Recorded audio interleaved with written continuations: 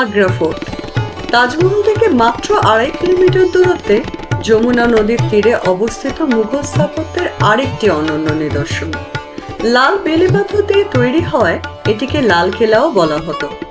তবে এর আগের নামটা ছিল বাদলগড় ফোর্ট। তখন এটি ছিল রাজা বাদল সিং এর অধীনে। তবে সেই সময় কিন্তু এই দুর্গটি শুধুমাত্র ইটের তৈরি ছিল। পরে সম্রাট আকবর এর গুরুত্ব উপলব্ধি করে এটিকে পুরো লাল বেলে পাথর দিয়ে তৈরি করেন। পরবর্তীকালে সম্রাট জাহাঙ্গীর, শাহজাহান এবং ঔরঙ্গজেবের আমলেও বেশ কিছু অংশ তৈরি হয়েছিল। বিশেষ করে দুর্গের যে শ্বেত পাথর দিয়ে তৈরি অংশগুলি, সেগুলি তৈরি হয়েছিল শাহজাহান এবং ঔরঙ্গজেবের সময়ে 1565 থেকে 1573। প্রায় দীর্ঘ 8 বছর ধরে 4000 শ্রমিকের অক্লান্ত পরিশ্রমের ফলে এই দুর্গটি তৈরি হয়। বহু মুঘল শাসকের উত্থান পতনের সঙ্গে সঙ্গে এই দুর্গটি সাক্ষী ছিল লোধি, শাহ, মারাঠা এবং ব্রিটিশ শাসকদেরও ইতিহাসের। 2.5 কিলোমিটার দীর্ঘ জায়গা জুড়ে বিস্তৃত এই দুর্গের 75% অংশই বর্তমানে ইন্ডিয়ান আর্মির অধীনে, আর বাকি 25% এখন পর্যটকদের জন্য খুলে দেওয়া হয়েছে। দুর্গটি একটি সামরিক ঘাঁটি হওয়ার সাথে সাথে মুঘল শাসকদের আবাসস্থল হিসেবেও ব্যবহার করা হতো। তাই দুর্গটির সুরক্ষা এবং সৌন্দর্য উভয় দিকেই বিশেষভাবে নজর দিয়েছিলেন মুঘলরা। নমস্কার, লাইফ স্টোরিজের একটি নতুন পর্বে আপনাদের সবাইকে স্বাগত। আজকের এই পর্বে আমরা ঘুরে দেখব আগ্রা ফোর্ট ও শুনবো তার সাথে জড়িয়ে থাকা নানান ঐতিহাসিক কাহিনীগুলি। আগ্রা ফোর্টে ঢোকার জন্য 3টি গেট রয়েছে। একটি হলো দিল্লি গেট, যেটি ইন্ডিয়ান আর্মিরা ব্যবহার করেন। দ্বিতীয়টি হলো অমর সিং বা লাহোর গেট। সম্রাট শাহজাহান তার সুদক্ষ সেনাপতি অমর সিং এর নামে এই গেটটি তৈরি করেছিলেন। এটি বর্তমানে এখন পর্যটকদের জন্য ব্যবহার করা হয়। তৃতীয়টি হলো রিভার গেট, যেটি নদীপথে যাতায়াতের জন্য ব্যবহার করা হতো। অমর সিং গেট দিয়ে ঢোকার পরও এখানে রয়েছে আরো 2টি গেট। প্রথমটি আকবরী গেট এবং দ্বিতীয়টি হলো রয়্যাল গেট। বাদশাহ এই গেট দিয়ে ভিতরে ঢুকলে চারপাশে যে ব্যালকনিগুলো, এখানে দাঁড়িয়ে ডান্স করতেন তখনকার দিনের নর্তকীগণ। নিচের জায়গাগুলোতে পাহারায় থাকতো তার সেনারা। আমরা এখন প্রবেশ করছি অমর সিং গেট দিয়ে। গেটগুলিতে সম্রাটের প্রবেশের সময় দাঁড় করানো থাকতো ড্রাম বাজিয়েদের, যারা সম্রাট এখানে ভিতরে এলে ড্রাম বাজিয়ে সম্রাটকে স্বাগত জানাতেন। তার সাথে সাথে এখানে থাকতেন তার দাসীরা, যারা ফুল ছিটিয়ে সম্রাটকে অভ্যর্থনা করতেন। দুর্গটিকে শত্রুদের হাত থেকে রক্ষা করতে নেওয়া হয়েছিল বেশ কিছু অভিনব ব্যবস্থা। দুর্গটিকে ঘিরে তৈরি করা হয়েছিল একটি পরিখা এবং একটি ঘন জঙ্গল। এই পরিখার মধ্যে ছাড়া থাকতো কুমির, আর জঙ্গলের মধ্যে ছিল সমস্ত হিংস্র জন্তু জানোয়ার। জঙ্গল ও পরিখা পেরিয়ে যদি কোনো শত্রু দুর্গ পর্যন্ত পৌঁছাতেও পারে, তাদেরকে আটকানোর জন্য আকবর তৈরি করেছিলেন 2টি সুউচ্চ প্রাচীর। বাইরের প্রাচীরটি ছিল প্রায় 40 ফুট এবং ভিতরের প্রাচীরটি 70 ফুট উঁচু। ফোর্টের ভিতরে ঢোকার রাস্তাটি ছিল অল্প প্রশস্ত এবং জিগজ্যাগ ওয়েতে বানানো, যাতে করে শত্রুরা খুব স্পিডে ভিতরে না ঢুকতে পারে। রাস্তার উপরে উঠে থাকা অংশগুলি ছিল তখনকার দিনে স্পিড ব্রেকার, যাতে কোনো হাতি বা ঘোড়া ওঠা নামার সময় তাদের পা স্লিপ না করে। দুপাশে দেওয়ালে তৈরি করা হয়েছিল ছোট ছোট নালা, যাতে করে গরম জল এবং গরম তেল শত্রুদের গায়ের উপরে ঢেলে দেওয়া হতো। দেওয়ালের উপর থেকে তাদের উপর ছোড়া হতো বড় বড় পাথর, এবং রাস্তাটি তৈরি করা হয়েছিল 30 ডিগ্রি অ্যাঙ্গেলে, যাতে করে খুব সহজে সেই পাথরগুলি গড়িয়ে এসে শত্রুদেরকে আঘাত করতে পারে। দুপাশের দেওয়ালগুলিকে তৈরি করা হয়েছিল ফাঁপাভাবে, যাতে করে এখানে ইকোসিস্টেম খুব ভালোভাবে বোঝা যায়। যখনই কোনো ঘোড়ার পায়ের আওয়াজ হতো, সেই আওয়াজ খুব সহজেই সেনাদের কানে পৌঁছে যেত এবং তারা সতর্ক হয়ে উঠতে পারতেন। দুপাশের এই ছোট ছোট ঘরগুলি আগে ছিল ঘোড়ার আস্তাবল, যেগুলিকে এখন অফিস হিসাবে ব্যবহার করা হয়। ফোর্টে ঢুকেই যে মহলটি সবার প্রথমে দেখা যায়, সেটিকে বলা হয় জাহাঙ্গীর মহল, যেটি সম্রাট আকবর তার ছেলে জাহাঙ্গীরের উদ্দেশ্যে বানিয়েছিলেন। মুসলিম ঘরানার সাথে সাথে এখানে প্রচুর রাজস্থানী কারুকার্যও দেখা যায়। এর ডান দিকে রয়েছে আকবরী মহল। জাট রাজা সুরজমলের আক্রমণের ফলে এটি বর্তমানে একটি ধ্বংসস্তূপে পরিণত হয়েছে। সামনে রাখা এই যে টাপটি দেখছেন, এটি হলো জাহাঙ্গীরের বাথটাব। তার মামা তাকে এটি উপহার দিয়েছিলেন।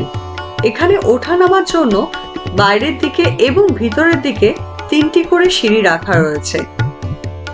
বাথটাবটি একটি মাত্র পাথর দিয়ে তৈরি করা হয়েছিল। আগে এটি আকবরী মহলে রাখা ছিল। বর্তমানে পর্যটকদের উদ্দেশ্যে এটিকে সামনে এনে রাখা হয়।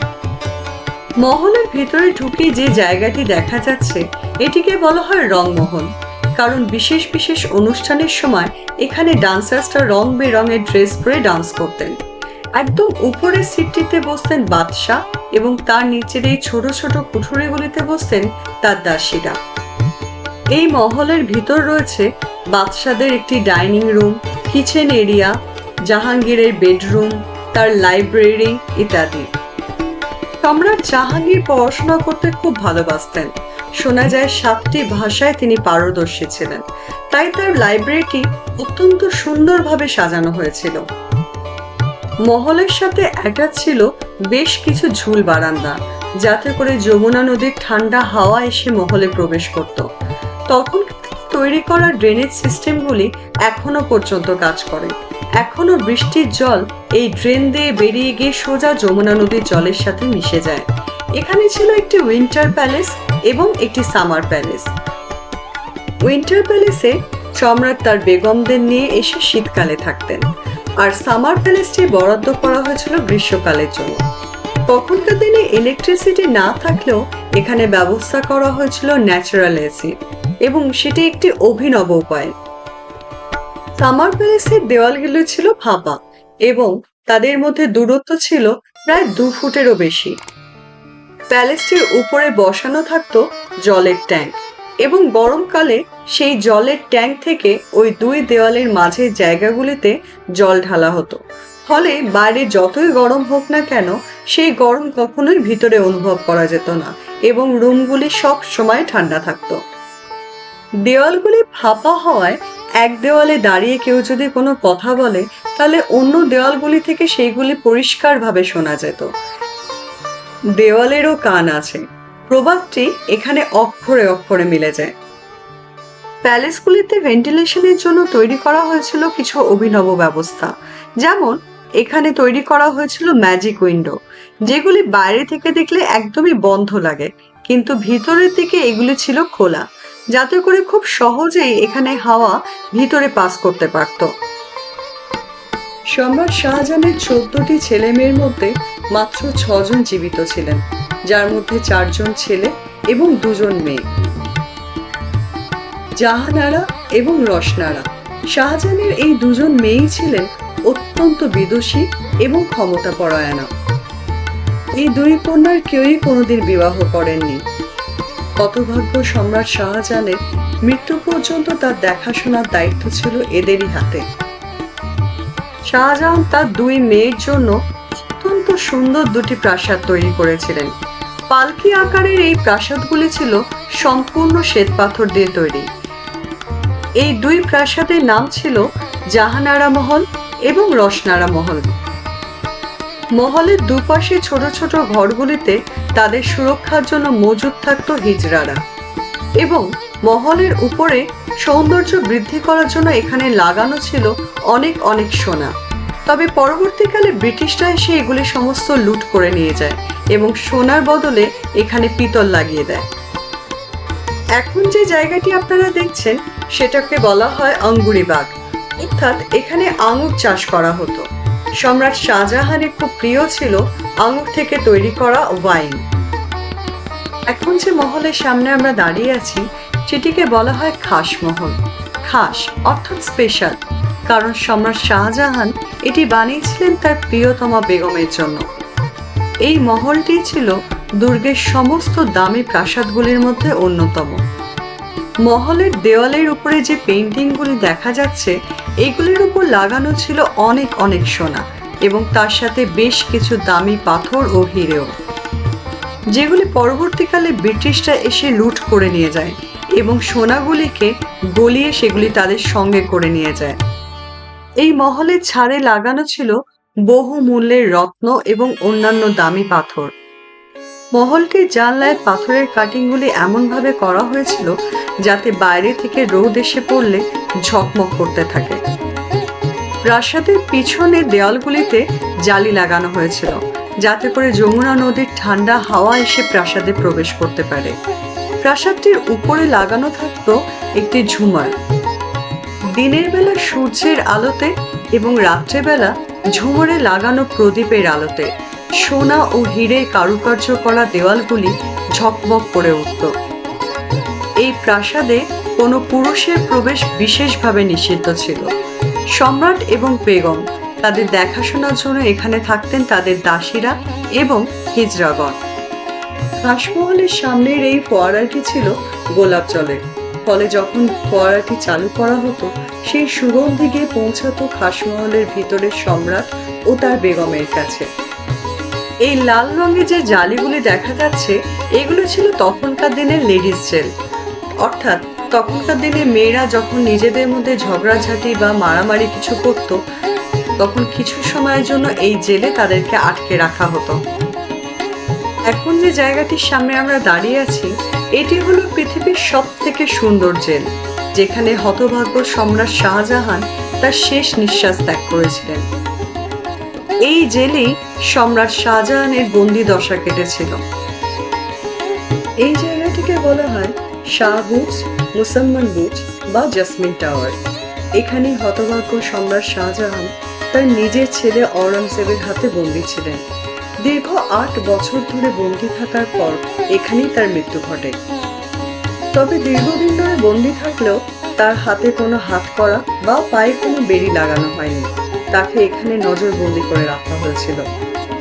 এই প্রাসাদটির ভিতরেও লাগানো ছিল বহু মূল্যের পাথর, যেগুলি পরবর্তীকালে লোকাল লোকজন এসে খুলে নিয়ে যাওয়ার জন্য সরকার এসে এই জায়গাটিকে ঘিরে দিয়েছেন। সম্রাট শাহজাহানের শেষ বয়সে একটি মাত্র ইচ্ছা ছিল, তা হলো তাকে যেখানেই রাখা হোক না কেন সেখান থেকে তিনি যেন তার তাজমহলটিকে দেখতে পান। তাই এই মহলে যে কোনো জায়গা থেকে তিনি যাতে তার প্রিয় তাজমহলটিকে দেখতে পান সেই ব্যবস্থা করা হয়েছিল। এই মহলের উপরেই তৈরি করা হয়েছিল মিনা মসজিদ, যেখানে শাহজাহান গিয়ে নামাজ পড়তে পারতেন, কারণ এই চৌহদ্দির বাইরে তার যাওয়ার অনুমতি ছিল না।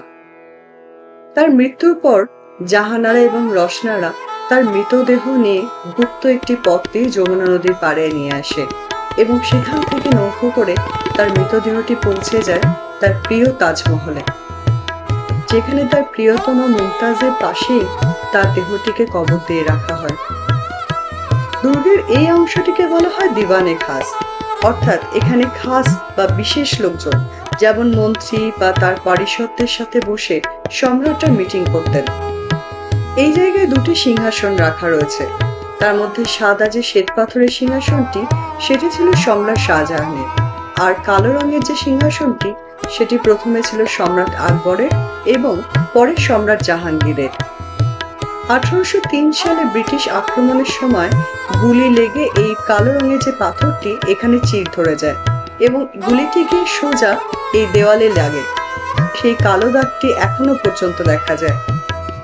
দুর্গের আরো একটি সুন্দর মহল হলো শীষমহল। এখানে বিভিন্ন রকমের সীসা বা কাঁচ লাগানো ছিল পুরো দেওয়াল জুড়ে। এটি বেগম মুমতাজের প্রসাধনী রুম হিসেবে ব্যবহার করা হতো। দিনের আলো হোক বা রাতের প্রদীপের আলো, যখনই এর উপরে কোনোই আলো এসে পৌঁছাতো পুরো মহলটি আলোয় আলোয় ঝকমক করে উঠত। দুর্গের মধ্যে আরেকটি সুন্দর মসজিদ হলো নাগিনা মসজিদ, যেটি সম্রাট শাহজাহান তৈরি করেছিলেন এই দুর্গের অন্যান্য বাসিন্দাদের জন্য। সবুজ এই বিশাল বড় খোলা জায়গাটিতে সেই সময় বসতো মিনা বাজার, যেখানে বিক্রি হতো বিভিন্ন দামি দামি সমস্ত জিনিসপত্র। কারণ তখনকার দিনে মহিলাদের বাইরে যাওয়ার অনুমতি ছিল না, তাই বাইরের দেশ থেকে বিভিন্ন সওদাগররা আসতেন তাদের বিভিন্ন মূল্যের জিনিসপত্র নিয়ে, আর এখানেই চলতো তাদের বেচা কেনার আসর। মিনা বাজারের একদিকে বসার জায়গা করা হয়েছে সম্রাটের জন্য, আর তার উল্টো দিকের জায়গাটি ছিল তার রানীর জন্য। রাতের অন্ধকারেও যাতে এই বাজার পুরোভাবে চালু থাকে তার জন্য এর উপরে লাগানো থাকতো বড় বড় মশাল। এখন যে জায়গাটার সামনে আমরা দাঁড়িয়ে রয়েছি একে বলা হয় দিওয়ানে আম। এখানে আম বা সাধারণ লোকজনদের নিয়ে সম্রাট দরবার বসাতেন। যখনই সাধারণ মানুষ কোনো বিপদে পড়তেন বা তাদের ন্যায় বিচারের দরকার হতো তারা চলে আসতেন সম্রাটের কাছে, আর সম্রাটের কাছে তাদের আর্তি পৌঁছে দেওয়ার জন্য এখানে একটি বিশেষ ব্যবস্থা ছিল। বিশাল লম্বা সোনার একটি শিকল, যাকে জাস্টিস বেল্টও বলা হয়, সেটি লাগানো থাকতো এখানে। কারোর কোনো বিশেষ প্রয়োজন হলে সে এসে এই বেল্টটি ধরে টানলে সেই বার্তা গিয়ে পৌঁছাতো সম্রাটের কাছে। তিনি তখন তার বেগম সাহেবা এবং মন্ত্রীদের নিয়ে এখানে এসে দরবারে বসতেন। সিংহাসনের মাঝের জায়গাটি ছিল সম্রাটের জন্য, আর তার দুপাশে জায়গাগুলি ছিল তার রানীদের জন্য। সামনে বসতেন তার মন্ত্রীরা, আর নিচে বসার জায়গাগুলি ছিল সাধারণ মানুষের জন্য। বিচারে দোষী সাব্যস্ত হলে যেমন বিভিন্ন রকমের শাস্তিমূলক ব্যবস্থা নেওয়া হতো, তেমনি নির্দোষ প্রমাণিত হলে তাদেরকে বিভিন্ন রকমের পুরস্কারও দেওয়া হতো। এখানে যে পিলারগুলি দেখা যাচ্ছে সেগুলি সামনে থেকে দেখলে অসমানভাবে সাজানো মনে হয়, আর এখান থেকে এক্সিটের গেটটিও পুরো ভালোভাবে দেখা যায় না। কিন্তু যখনই এক্সিট গেট থেকে এদিকে তাকানো হয় তখনই দেখা যায় পিলারগুলি এক সারিতে সাজানো রয়েছে। পিছনে যে মসজিদটি দেখা যাচ্ছে এটি হলো মতি মসজিদ। বর্তমানে এই গেটটি বন্ধ করে রাখা হয়েছে, কারণ এখানে সাধারণ পর্যটকদের যাওয়া নিষেধ। বর্তমানে ভারতীয় সেনাবাহিনীর একটি দল এখানে মজুদ থাকেন। 94 একর জুড়ে বিস্তৃত এই আগ্রা ফোর্টের 75% অংশে বর্তমানে ভারতীয় সেনাবাহিনীর দখলে। তাই এখনো পর্যন্ত আমরা যা যা ঘুরে দেখলাম এটি ছিল দুর্গের মাত্র 25%। মুঘল সম্রাটদের এই অপূর্ব সুন্দর স্থাপত্যকলা দেখতে দেখতে আমরা বেরিয়ে পড়লাম ফোর্টের এক্সিট গেট দিয়ে।